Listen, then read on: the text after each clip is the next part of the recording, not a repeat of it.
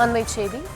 சென்னை நீலாங்கரை வீட்டிலிருந்து தாவேக தலைவர் விஜய் புறப்பட்டிருக்கிறார்.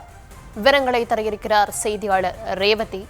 ரேவதி, கடந்த 27ஆம் தேதி சம்பவத்தப்போ வீட்டுக்குள்ள போனவர் இன்னைக்கு தான் வெளியே வராரு அப்படின்ற ஒரு தகவலும் கிடைத்திருக்கிறது. சற்று நேரத்திற்கு முன்னாக அவர் கரூர் செல்லவில்லை, 2ஆம் கட்ட தலைவர்கள் தான் கரூர் செல்கிறார்கள் என்ற தகவலும் கிடைத்தது. தற்போது விஜய் எங்கே செல்கிறார் என்ற தகவல் கிடைத்திருக்கிறதா? வணக்கம். கரூரில் 27ஆம் தேதி அவர் நடத்திய பிரச்சாரத்தின் போது 40 பேர் வரை கூட்ட நெரிசலில் சிக்கி உயிரிழந்திருக்கிறார்கள்.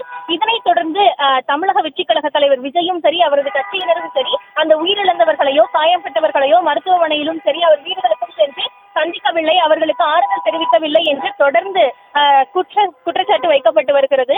அது மட்டும் இல்லாமல் தமிழக முதலமைச்சர், துணை முதலமைச்சர், நாடாளுமன்ற உறுப்பினர்கள் மற்ற எதிர்க்கட்சி தலைவர்கள் அனைவருமே நேரில் சென்று சந்தித்து வரக்கூடிய நிலையில் தமிழக வெற்றிக் கழக தலைவர் விஜய் அன்று புறப்பட்டு திருச்சி வந்து சென்னை விமான நிலையம் வந்து அவர் வீட்டிற்கு சென்றவர் தான் தற்பொழுது வரை வெளியில் வரவில்லை என்று குற்றச்சாட்டு இருந்தது.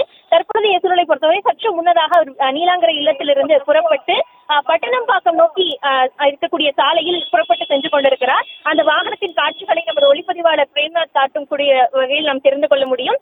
பட்டணம்பாக்கம் இல்லத்திற்கு தற்பொழுது செல்லும் வழியில் தான் அவர் சென்று கொண்டிருக்கிறார். தற்பொழுது வரை வேறு ஊருக்கு, அதாவது திருச்சி, கரூர் போன்ற இடங்களுக்கு செல்வதற்கு சாலை வழியாகவும் சரி, விமானமும் இதுவரையும் செல்வதற்கான எந்த ஒரு நடவடிக்கையும் எடுக்கப்படவில்லை என்று தெரிவிக்கப்பட்டிருக்கிறது. அந்த வகையை பொறுத்தவரை அவர் தற்பொழுது பட்டினப்பாக்கம் இல்லத்திற்கு தான் செல்வதற்கு அதிகப்படியான வாய்ப்புகள் இருப்பதாக தெரிவிக்கப்பட்டிருக்கிறது.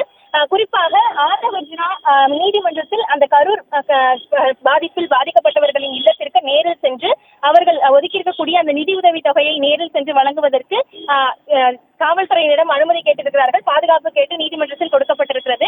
இந்த நிலையில் நேரடியாக தமிழக வெற்றிக் கழகத்தின் 2ஆம் கட்ட தலைவர்கள், அதாவது ஆதவர்ஜுனா, புஷியானந்த், இவர்களில் யாராவது பட்டினப்பாக்கம் இல்லத்தில் சென்று தமிழக வெற்றிக் கழக தலைவர் விஜயுடன் சந்திப்பு நடத்தப்பட வாய்ப்பிருப்பதாக இந்த சூழலின் பொறுத்தவரை தெரிவிக்கப்பட்டிருக்கிறது.